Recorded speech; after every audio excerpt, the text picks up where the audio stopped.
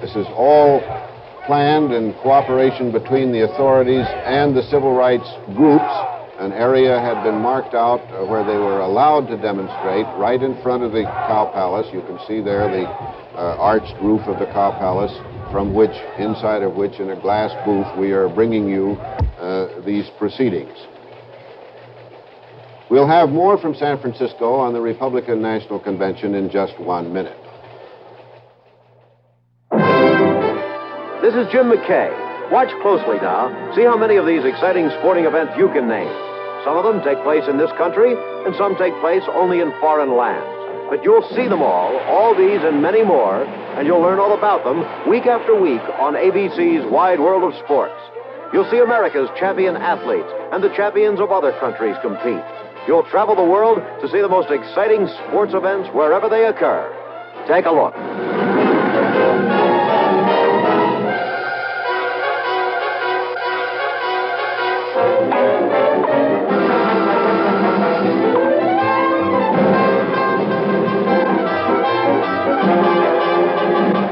How many of these sports were you able to name? Watch for your favorites on ABC's Wide World of Sports, Saturday afternoons on ABC. That's Saturday afternoon at 5, 4 o'clock Central Time on ABC. Ed Morgan reported a while ago that 42 of Ohio's delegation of 58, by the way, that's the fourth largest delegation in the entire nation, 42 of 58 voted to vote for Senator Goldwater for the Republican nomination. Well, now that Ohio delegation has been called back into caucus to ballot whether or not to vote unanimously for Senator Goldwater. And now you can possibly hear the applause on the floor. I think the applause is for the former mayor of San Francisco, George Christopher, who was a Rockefeller delegate, who ran on the Rockefeller ticket and who is now on the podium shaking hands and is now going to make a speech. The former mayor of San Francisco, George Christopher. Well, after that beautiful introduction, I'm lost for words for the first time in many, many years. My fellow Americans and fellow Republicans, I indeed want to thank Mrs. Patricia Hitt and National Chairman Miller and the committee for this presentation and the words which have filled me with a deep sense of humility. And I'm honored, too, to have this opportunity of addressing the distinguished delegates of this great Republican National Convention. First, I, too, want to join in extending a most cordial welcome to all of you and to thank you for accepting our invitation to meet in our city. It was my pleasure to have this same privilege in 1956 when I was serving then as mayor of San Francisco. And may I remind you, ladies and gentlemen, that that convention was eminently successful.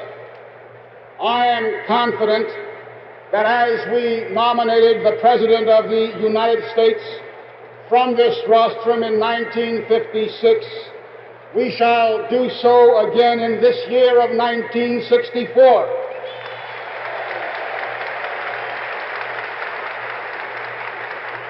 If, however, we remain steadfast to our time-honored Republican principles, this is an occasion for all Americans, regardless of party, to refresh their memories and to take inventory of the events that have transpired in the last 4 years. Let us all refresh our memories that 4 years ago, the opposition party was limitless in its promises to the American people. They would reach the millennium in job opportunities, in fiscal responsibility, in our international relations. Indeed, name the problem, and a press agent's miraculous solution was readily available. And now, 4 years later, our nation is beset with uncertainty and confusion, both at home and abroad. The shooting wars that General Eisenhower resolved by his mission to Korea have been set aflame again, more dispersed and more destructive than ever before. These events, my friends, have not only taxed our resources in assuring the security of America, but have provoked a dubious regard of our policies amongst our political allies as well.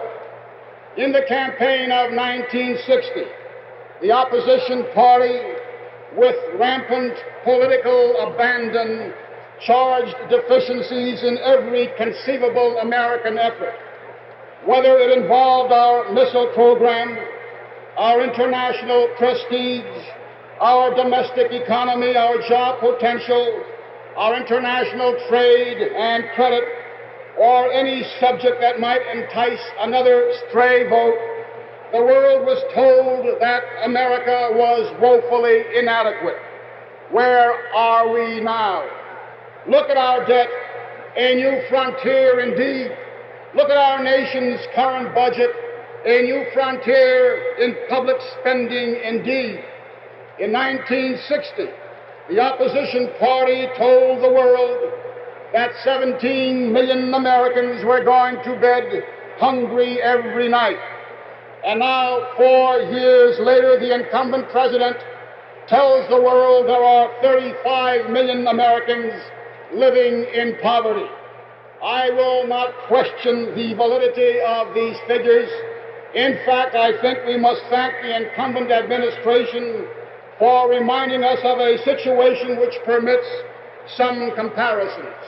Because if 17 million Americans were living in poverty 4 years ago, and if we have 35 million Americans living in poverty today, then we must ask this simple question.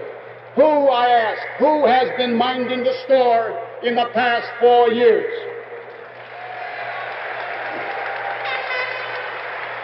And bear in mind, too, that this self-confessed march backward has transpired under an administration with a unique advantage of a 2-to-1 majority in the Congress. How disconcerting it is for the American people to watch this administration frantically looking for the trouble their mismanagement has created, finding the malady spreading everywhere, diagnosing it wrongly, and applying remedies that are worse than the disease itself. I emphatically question the political philosophy, my friends, of an administration that rocks the ship of state and then embarks on a program of convincing everyone that there is a storm at sea which only their captaincy can control. Yes, there are too many unemployed people in America today, almost 5 million of them. And yes, indeed, there are too many American families suffering today from the antics of economic agnostics who are blindly struggling in a whirlpool of artificial theories and improvident management of our country's resources. All of the inequities, all the unemployment, all the poverty, all the deprivation that exists today will remain with us as long as we are led by people who are not learned and dedicated practitioners of our free enterprise system. 4 years ago, our government has been misdirected by impractical economic theorists who persist in trying to spend their way to fiscal solvency. They cannot seem to comprehend the fallacy of these policies which countermand every recognized and proven economic precept in the history of free civilization. Ask any housewife, ask any average white-collar worker, ask any shop worker, ask any senior citizen living on their retirement income, ask anyone who depends on a weekly paycheck for their sustenance what has been the effect in their household as a result of the unsound, artificially inspired inflationary spiral that has consistently detracted from the buying power of their incomes. We must not permit this incompetence to further embalm the traditional progressive spirit of America. I do not know how much we may have saved, my friends, how much we may have saved by turning out the lights in the White House. Instead, it occurs to me that America's efforts might be more productive if we placed in the White House a new, vibrant, high-voltage Republican generator, a Republican generator to light up the White House once again in its fullest glory and highest efficiency, transmitting to the American people and to the entire free world a renewed spirit of enlightenment and confidence and understanding. We can no longer afford to leave America's storehouse of potential growth so forlorn and untenanted. And while they're thinking only of the next election, we will continue to think of our future generations and how best to bequeath to them a legacy worthy of our most sanctified traditions. The American people, understandably, are becoming steeped in skepticism over an administration that seeks huge contributions from the rich and votes from the poor on the pretext of protecting each from the other. The party of Lincoln, our party, has a great heritage, and quite properly, we express pride in this heritage. However, we must not and we will not be content to bask idly in the glories of the past. Rather, we will act now with force and determination. Our priceless heritage will serve as an inspiration to solve the many social, economic, and philosophical problems that today trouble the American people.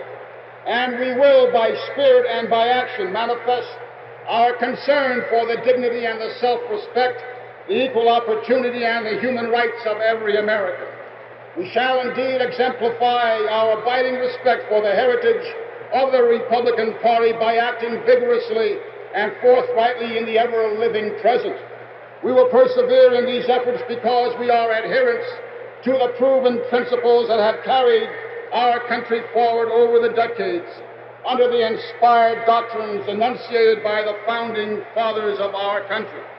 We will deliberate carefully, compassionately, intelligently, and realistically, and we will nominate the candidate who will best portray our true image to the American people, for the sake of not just our party, but for the sake of all the American people, for the benefit of this and future generations of Americans, and for the enduring consolation and trust of freedom-loving peoples throughout this very troubled world.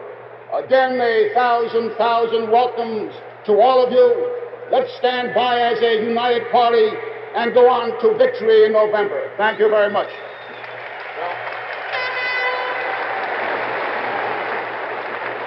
Ex-Mayor Christopher of San Francisco has just exercised another immutable law of politics, which is that no matter how deeply the party is divided, you denounce the opposition and you get applause. Ex-Mayor Christopher did, and there was applause. I don't know what significance politically this possibly can be, Howard, but I reported earlier that the present mayor, John Shelley, used to be a milk wagon driver, and before he entered politics, ex-Mayor Christopher was a man in the dairy business. We have some activity down on the floor involving the civil rights situation. Before going down there, just let me report accentuating this problem. George W. Lee, a Negro Republican from Memphis, Tennessee, who appeared before the protest committee last Monday, complaining the Goldwater forces in Memphis were responsible for his loss of delegate status, hopes to appear before the Credentials Committee today and, if necessary, will take his complaint to the convention floor. Now, are we ready to go down to the convention? Let's go down now to the convention floor for a report on the threat from some delegates reported by Frank Reynolds.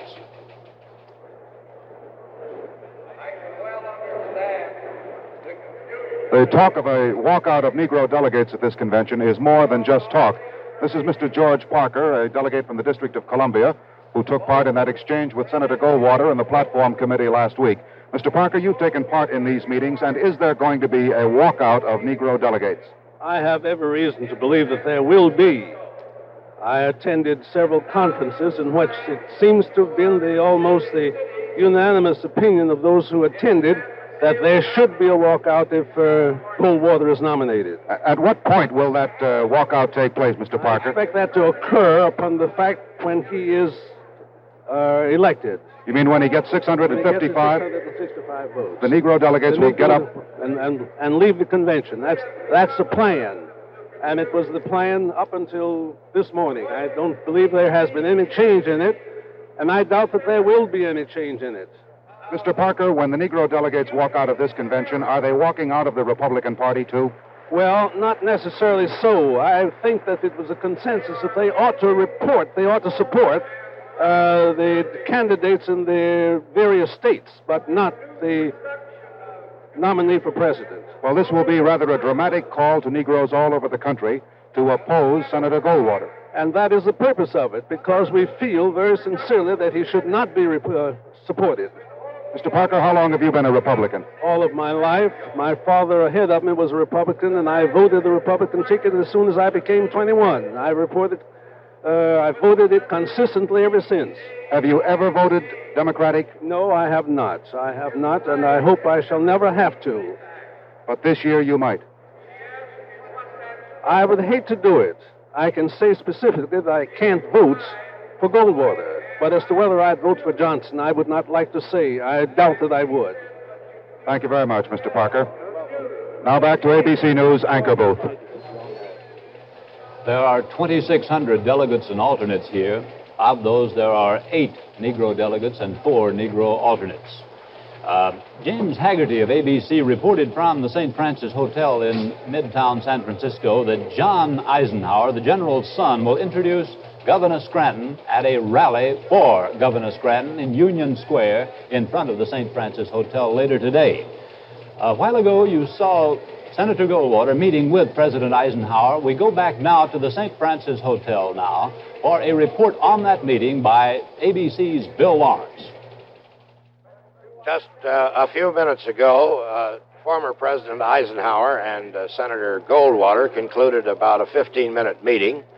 It was chiefly significant because Senator Goldwater, who is also the front runner for the presidential nomination in this convention, was also the first to call upon the former president at his headquarters here on the 6th floor of the St. Francis.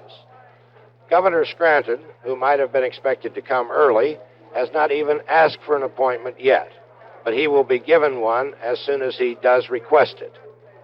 When he left the meeting with President Eisenhower, Senator Goldwater was smiling broadly.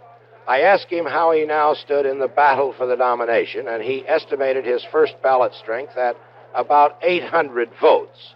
With only 655 needed to nominate, this is a very comfortable margin, but it also represents, in Senator Goldwater's own estimate, a gain of 60 votes since yesterday.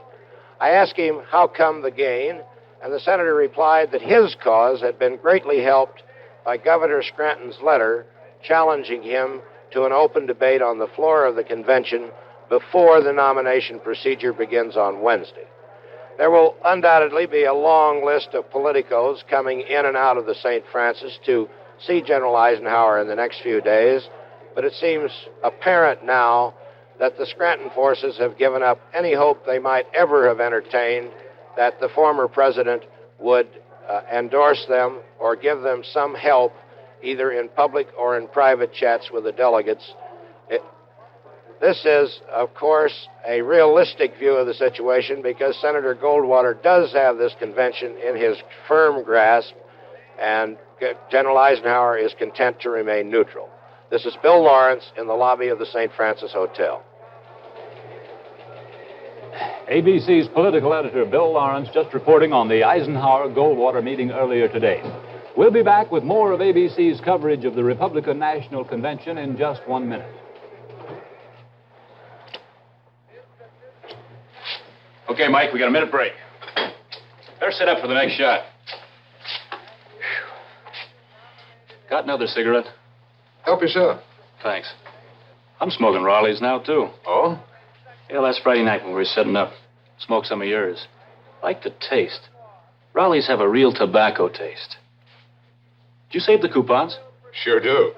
That's how I got my wristwatch. I got it free for Raleigh coupons. Think I'll start saving the coupons, too. Raleigh coupons, good for free gifts. And now, you get famous Raleigh coupons on filter tip Bel Air. Only new Bel Air gives you true tobacco taste with a light touch, just the right touch of menthol.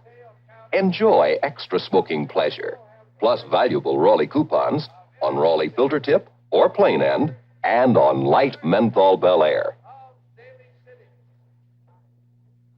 For a minute, not for station identification, but simply for a quick recapitulation of what's happened this morning at the first session of the Republican National Convention here at the Cow Palace. In the first place, it got underway remarkably quickly, only 34 minutes late.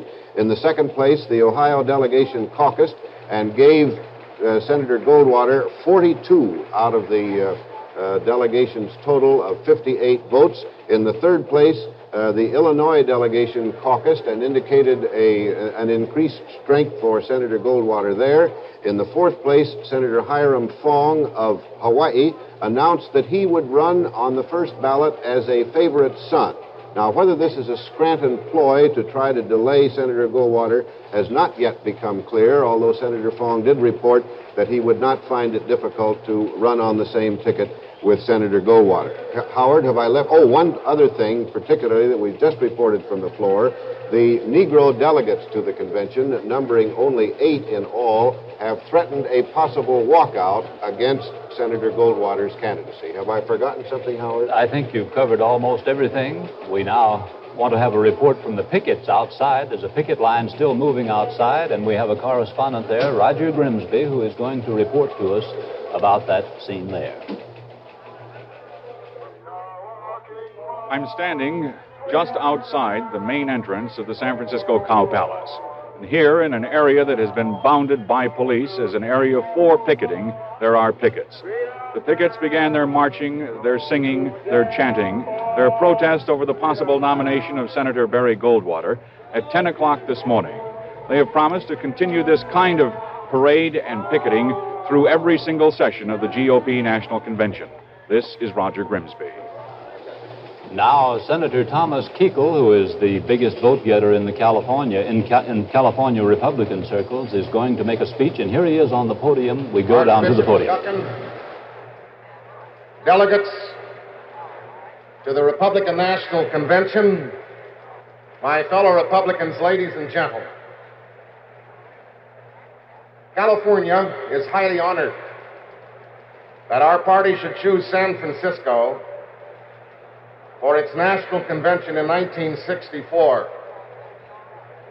And I am very glad to welcome all of you to our state and to this city.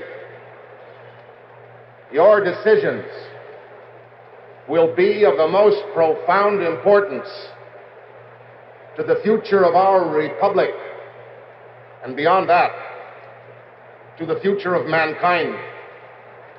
California, now our country's most populous state, has an enormous stake and a lively interest in all which you may do. Republican doctrine, written into law in past years, has helped California to conserve our natural resources, to build our harbors and our highways, to expand our education, and to irrigate our farms.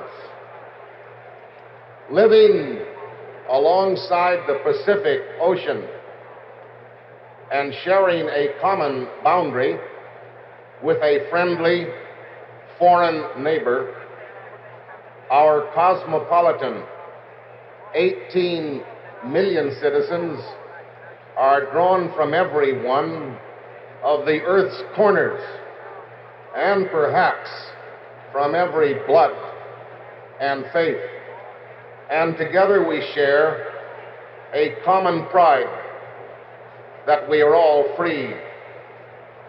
Just a century ago, in 1864, your political forebears met in convention in the midst of a civil war. The issue was the American Union. Should it remain supreme, or should it become subservient? The issue was slavery. Should a human being in America be a chattel or be free? The delegates at Baltimore adopted by acclamation, an American platform dedicated to the integrity of the Union and to the paramount authority of the Constitution and the laws of the United States.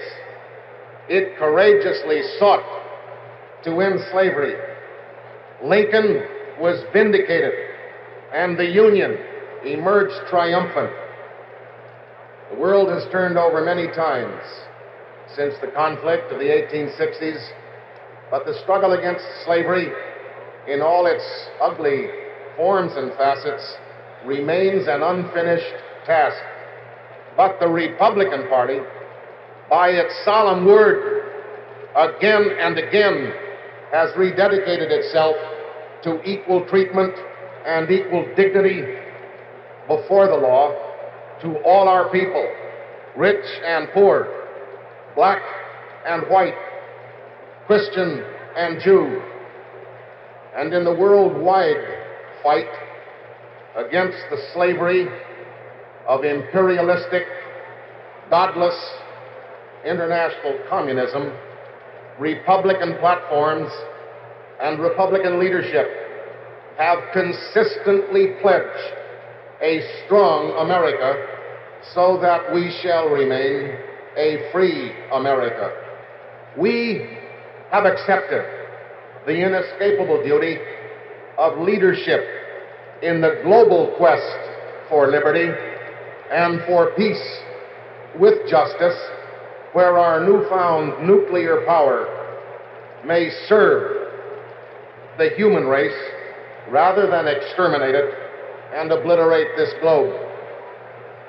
San Francisco has memories for you as it has for me. Here, the town meeting of the world, the United Nations, was born in 1945 to give new hope to a war-weary humanity. Here, that great patriot, General Eisenhower, was renominated by our convention in 1956 to give the country peace and progress for another 4 years. Republicans, yours is the challenge to face the dangers and the opportunities of tomorrow. You can rededicate this American political party to the high road we have been traveling. You can write a platform, and you can select a nominee who will stand before the American people and receive their faith. All America fervently prays that you shall have the courage and the vision and the wisdom to do the job.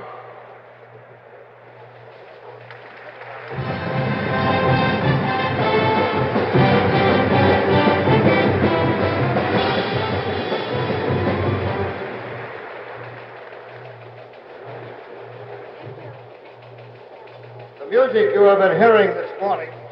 The senior senator from California, Thomas Kuechel, who has just given a welcoming address on behalf of the state of California, is, of course, one of the most implacable foes of Senator Goldwater, but out of decorum, observance of decorum to his role, there was no indication of this contention between them. Incidentally, Governor Edmund G. Pat Brown of California, a Democrat, has not been invited to welcome the convention.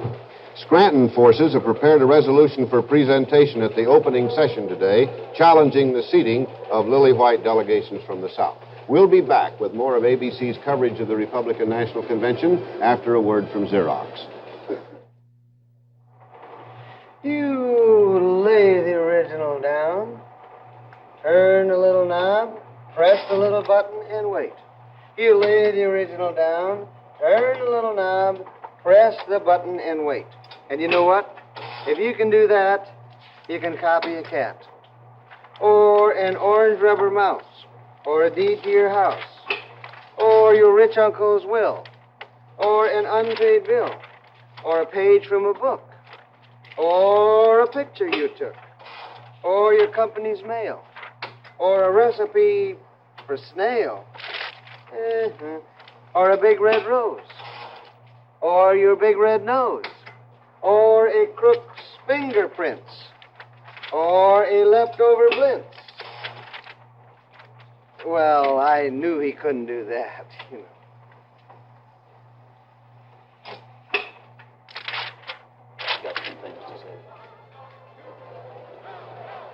We've come back now from that remote switch and are back in our glass booth high above the Cow Palace floor, which is peppered and salted with delegates and alternates. Traditionally, this opening morning session of either party's convention is not attended to the utmost. The momentum begins to build in the afternoon session.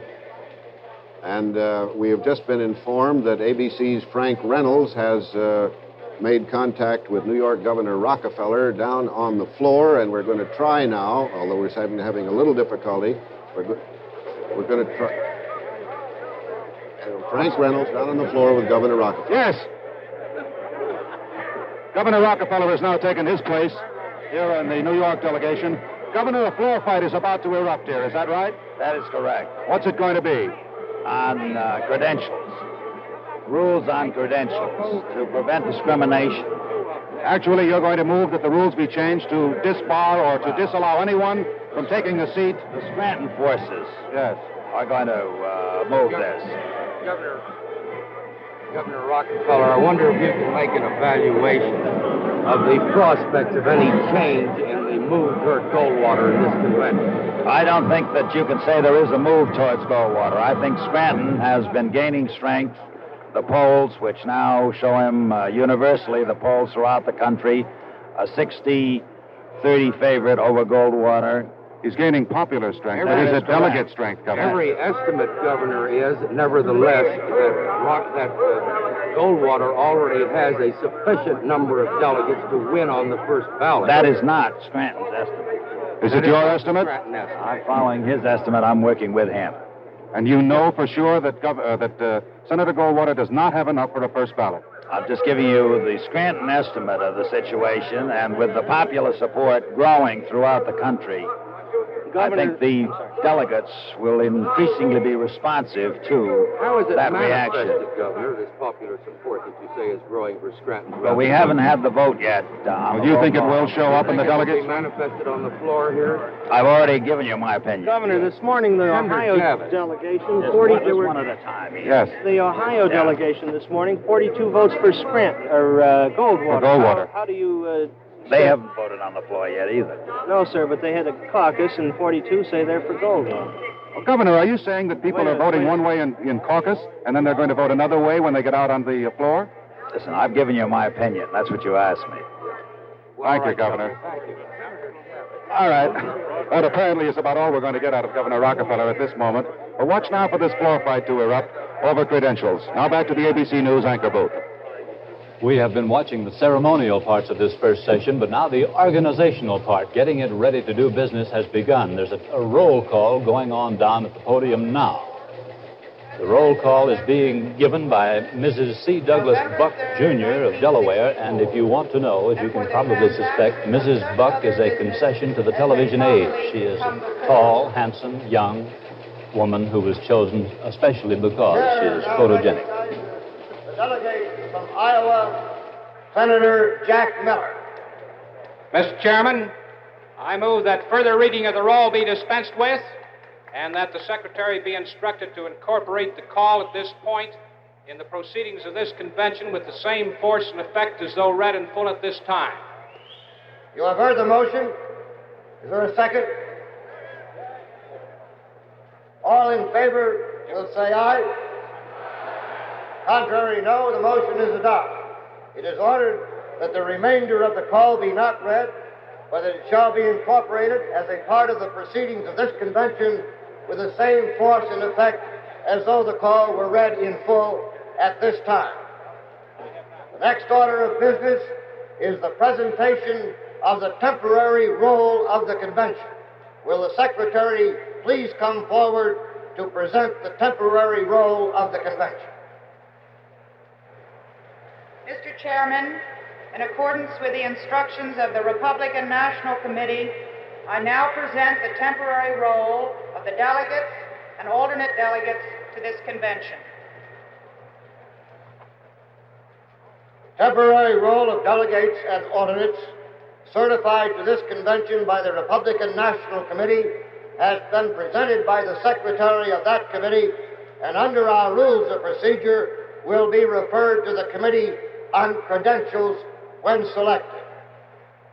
The next order of business is the election of the temporary officers of the convention.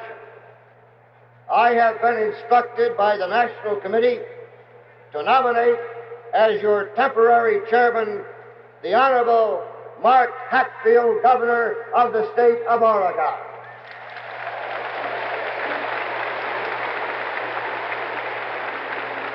Are there any other nominations? If not, all in favor of the election of Governor Mark Hatfield as temporary chairman will say aye. Opposed? The ayes have it, and Governor Mark O. Hatfield is unanimously elected temporary chairman of this convention. The Republican National Convention has just officially transacted its first order of business, the election by unanimous voice vote of a temporary chairman in the handsome young person of 42-year-old Governor Mark Hatfield of Oregon. We'll be back with more on the convention after this pause for station identification. See Saturday highlights of the Gold Cup Regatta, the Grand Prix, and the Irish Sweepstakes on Wide World of Sports on ABC. The main organizational matters of the morning are now in progress. Governor Mark Hatfield has been appointed temporary chairman and will make the keynote speech. He makes the speech tonight. A delegation has been appointed to escort him to the hall, which is a piece of ritual. Now we go down for a speech at the platform. One of the things each of us in public life is impressed by is the outstanding talent of our young people. In politics and government, they are articulate, intelligent, and capable. The young man that it is my privilege to introduce is an outstanding athlete. He participated in football, basketball, and tennis. He has participated actively in many extracurricular activities as president of his class and the student council. He has maintained an outstanding record scholastically. We in Wisconsin are particularly proud that he was selected as this year's national champion American Legion orator. In addition to traveling half the nation in his appearances at American Legion contests, he has also found time to serve as governor of Badger Boys State and will be a senator at Boys Nation in Washington starting July 17th. It is with great pride, Mr. Chairman, that Wisconsin presents one of its finest young people, a resident of Wausau, Wisconsin, Mr. David Marr. Thank you.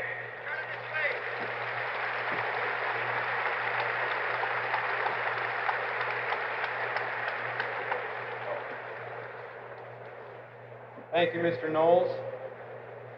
Mr. Chairman, delegates to the Republican Convention, ladies and gentlemen,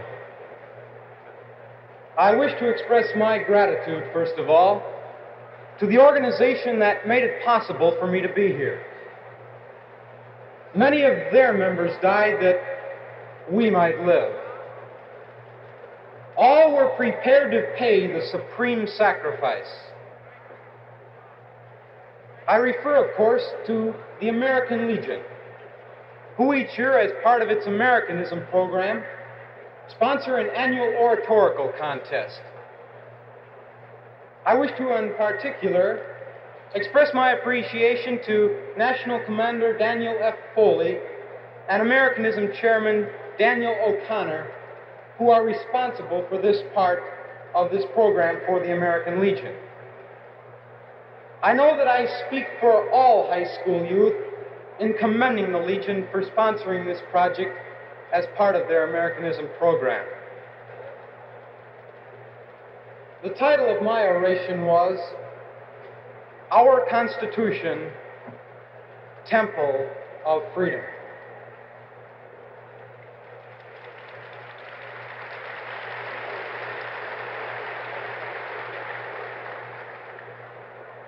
I have built thee an exalted house, a place for thee to dwell in forever. These were the words of Solomon in answer to God's plea to build a temple. Why did Solomon build this worshiping place? In ancient times, the temple was a sanctuary for all. So in the 18th century, our forefathers built a political sanctuary that was to offer freedom and security for 177 years. See these words on the cornerstone. The Constitution of the United States, 1787 AD, Temple of Freedom. When Solomon started his tribute to God, he first laid the stones to form a foundation. A strong beginning was needed for firmness and support. In the same manner, the framers of the Constitution constructed a preamble, a statement of belief on which all of their principles were based. It began, "We the people." Notice this little word, "we." It is the key to everything. It did not say, "We the kings and princes of this land." Nor did it say, "We the representatives of separate states," or "We the representatives of the one true religion," or "We the representatives of the whites or blacks." No, it said, "We the people," meaning all the people. On the altar in our Temple of Freedom were burning candles, each representing one of our nation's rich values. To this altar came people from all over the world. The first candle symbolized respect for the dignity of the individual. Mussolini once said, "The state is all, man is nothing." The burning flame of our candle shouts to the world that the state exists for man, man, not for the state.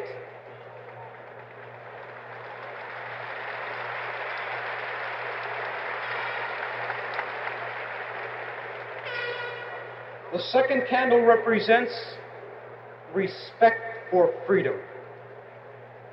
The third candle represents respect for individual differences.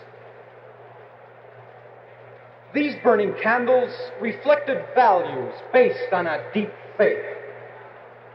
Man was not to be regarded as a cog in a machine, not as an animal ruled by blind mob passion, but man is a free human being, created in the image of God, seeking justice and opportunity for all. Are these values being reflected in America today? Eric Sevareid has said, "The greatest danger facing America today is that of creeping personal corruption. The greatest danger of creeping personal corruption is that it slowly destroys the sense of corruption." Let us stand on guard against this kind of corruption, as our constitutional fathers did who built our temple. Historian James Beck said of them, "They were a group of men of substance and honor who could debate for months in the hot summer weather without losing their tempers." in the dome of our temple is a mighty bell. Listen to its ringing message, proclaiming freedom throughout the land. Ladies and gentlemen of this convention,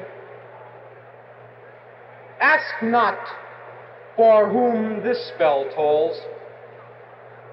Remember, it tolls for thee and for me, for it is our Constitution, our temple of freedom.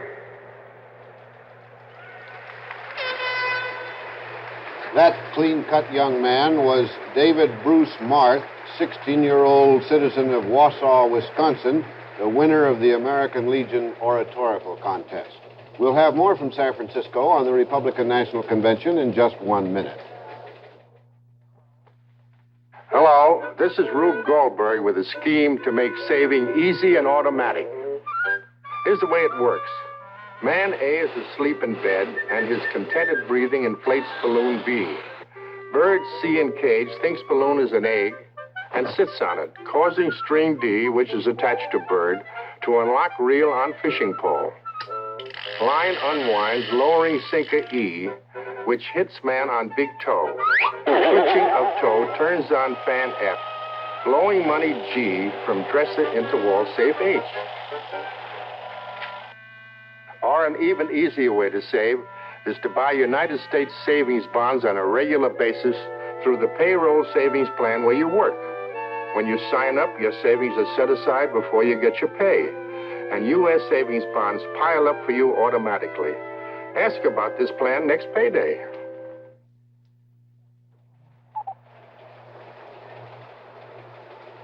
In approximately 20 minutes from now, we're advised, President Eisenhower will appear on ABC, interviewed by James Haggerty and Bill Lawrence.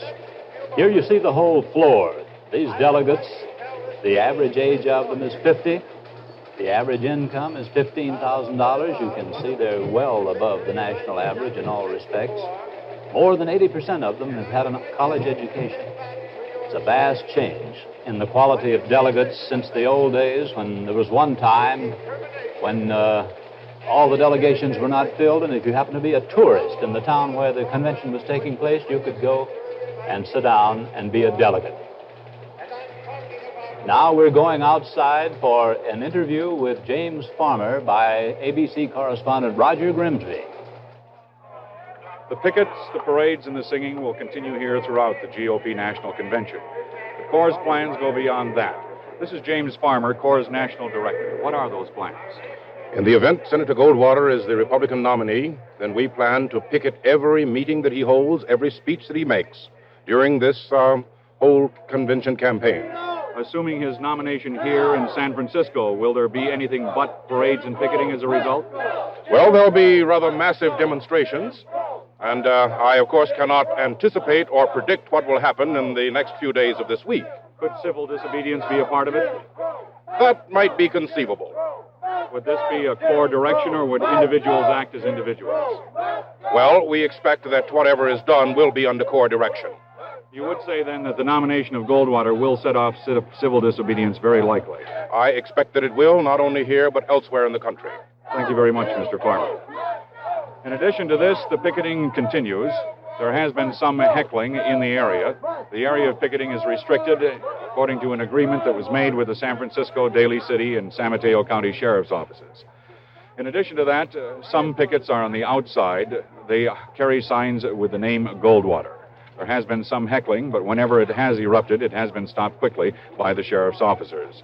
The picketing, as we said, to continue here day and night as long as the sessions are in session. And with the nomination of Goldwater, should that come to be, as Mr. Farmer has told you, there will be a demonstration at every single speech he makes during the campaign up through November. This is Roger Grimsby, returning you now to the anchor booth. We've been watching and listening to an interview by ABC's Roger Grimsby with James Farmer, the head of CORE, the Congress of Racial Equality. They're in the picket area outside the Cow Palace where the Republican National Convention is proceeding. The other side of that civil rights coin, we reported earlier, Howard Smith and I, that there was a move to question the so-called lily white delegation composition in the convention, and commenting on that proposed resolution, which could contest so-called lily white delegations, Texas Senator John Tower has said there has been absolutely no discrimination in the selection of delegations, and he said it was a terrible thing even to imply it. On this business of the letter that Governor Scranton wrote to Senator Goldwater, it's having its effect, but it's not the effect, Howard, that Governor Scranton anticipated. Have you got Bruce Miller's report there from Utah? I have indeed. Not only Utah, but in many other states, undecided delegates are now shifting to Goldwater, saying they're doing it because they didn't like the tone of the Scranton letter, which was published last night and this morning. Down on the floor, Congressman Les Ahrens is going to talk about that letter and its effect, and we switch there now for an interview by Frank Reynolds of ABC. Leslie Ahrens, the House Minority Whip, the report, so to speak, on the caucus of the Illinois delegation. Congressman Ahrens? Yes. What was the reaction among the delegates from Illinois to the letter from Governor Scranton? Well, I did not ask that the delegation take immediate action in regard to this. However, a committee has been appointed, a drafting committee, to take action on this matter and to later on present it to the committee for any decision that they might want to make thereon. Well, you're going to draft a resolution, is that right? Critical of Governor Scranton? I'm expressing the opinion of one member of the committee now when I say that I trust that is exactly what we do. I felt very strongly that this matter should be brought to the attention of all the Illinois delegates because it's such an extraordinary letter, and I think it's well that we keep abreast of what's going on at this convention at all times. And therefore, my statement to the group of delegates from Illinois, the 58, that this is what happened, and I merely called it to their attention. Well, Illinois apparently wants to go on record as being critical of Governor Scranton for writing this letter. Specifically, what did they object to? Well, this would be premature to say what they want to do. When the drafting committee of three finishes, they will present some sort of a statement or resolution before the group at another meeting, and at that time a determination will be made. Well, was there one principal objection to any of the phraseology used by the governor? Well, I think many of them were terribly surprised, as I was, by the very extreme statement made by Governor Scranton in relation to delegates to this convention and to the action taken by the platform committee. And this, I thought, our delegates should all know about, because at times like this, it's hard for each and every one to keep up with the things that are developing from hour to hour. And then Illinois caucus this morning, and what was the vote? On the vote as to the support of Goldwater, was 52 for Goldwater, 2 for Mr. Rockefeller, and the other 6 uncommitted. The other 4 uncommitted, yeah. The other 4 uncommitted. Yeah. So Governor Scranton's letter did not gain him any friends among the Illinois delegates. No, rather amazing thing that the position was strengthened over what it was a couple of weeks ago when we had the meeting in Chicago, and at which time a vote was taken. There are 4 more this time committed to Goldwater than that at that particular time. Thank you very much, Congressman Ahrens. Now back to the ABC News anchor booth. That was Congressman Les Ahrens of Illinois, the Republican whip in the House of Representatives in Washington. We may see a little action on the floor in just a minute. There is a purely ceremonial and ritual attempt to pass the former rules and accept them. When that happens, Mr. Newton Steers, the Republican state chairman of Maryland, representing the Scranton forces, is going to offer a substitute motion asking for a new rule, not the old rules, a rule that no delegation from states practicing racial discriminations should be placed on the permanent rolls of the convention until there has been an investigation of their credentials. So we may possibly see that discussion today instead of Tuesday, as we expected it would. Here's the floor. More than 2/3 of the delegates are there, more than 3/4, in fact. This is a very good attendance for this first day ceremonial and organizational meeting. Though I dare say many are not paying attention. It's a curiosity you may be interested in knowing that they can't hear what's going on as well as you at home on television can hear what's going on. In the Los Angeles Democratic Convention 4 years ago, you couldn't hear anything on the floor. So the public, thousands of miles away, heard the whole thing, and people sitting right under that podium heard absolutely nothing but a blur of sounds and voices. They're still going through the organizational matters. They have appointed all the officers. Actually, they chose them a long time ago. The convention just gives its consent now. The most dramatic thing that will happen, if it does happen, if the Scranton forces can get away with it this time, is when there is a motion from the floor to adopt the ordinary, normal rules, and that is challenged by the Scranton men who want a rule to prevent Southern delegations who practice discrimination from taking a seat. There's no doubt in anybody's mind, Howard, surely, that there is going to be any success on the part of the Scranton forces or the non-Goldwater forces as a whole. But what is going on here is a very important part of the political process, and that is that the opposition to the front-running Senator Goldwater is trying to establish a record which it may be able to use later after the convention is over, indeed after the election is over. The numbers game is admittedly not terribly interesting. There is this one point about it, Howard.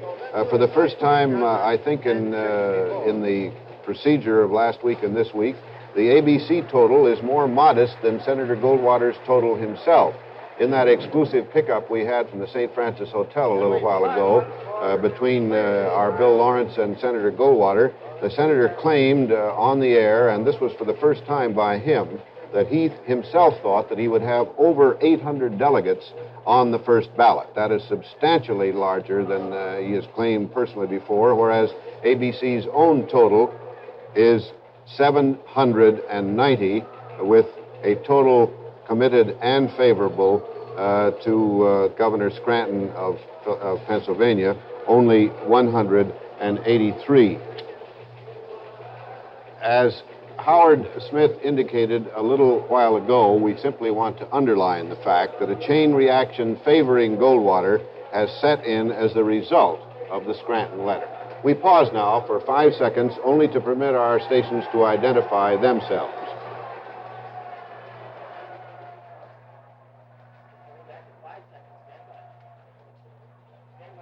This is Tim Babcock. This is the organizational meetings going on. There is a small demonstration going on down on the floor now for Governor Babcock of Montana. He's running for re-election, and his supporters decided to. It often happens that politicians come here and run for re-election before the television cameras, and that's what has happened this time. Ladies and gentlemen, distinguished guests, and my fellow... Now, we expect to hear from President Eisenhower in his St. Francis Hotel suite in just a moment. Now, here is President Eisenhower with Bill Lawrence and James Haggerty of ABC. We switch to the St. Francis Hotel. Welcome again, General Eisenhower, to our ABC cameras and microphones. Can you tell us about your meeting this morning with Senator Goldwater? Well, yes, he came in just for a personal call. I've known him for a long time, as you well know.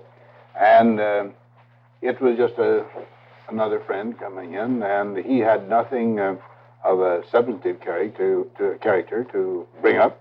We chatted about some of the little developments, and he went out, and we had our pictures taken. Did he give you an indication of his delegate strength at this point as he sees it? No, he didn't. He didn't. Matter of fact, we didn't bring up those questions at all. You have not yet seen Governor Scranton? No, not since I've come back here. I saw him briefly at this gala dinner last evening just to say hello.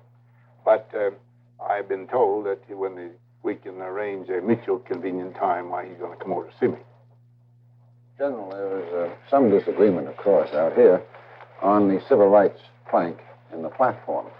The plank, as it now reads, and I had this copy down, is full implementation and faithful execution of the Civil Rights Act of 1964 and all other civil rights statutes to assure equal rights and opportunities guaranteed by the Constitution to every citizen. Would you think that there should be more added to this plank?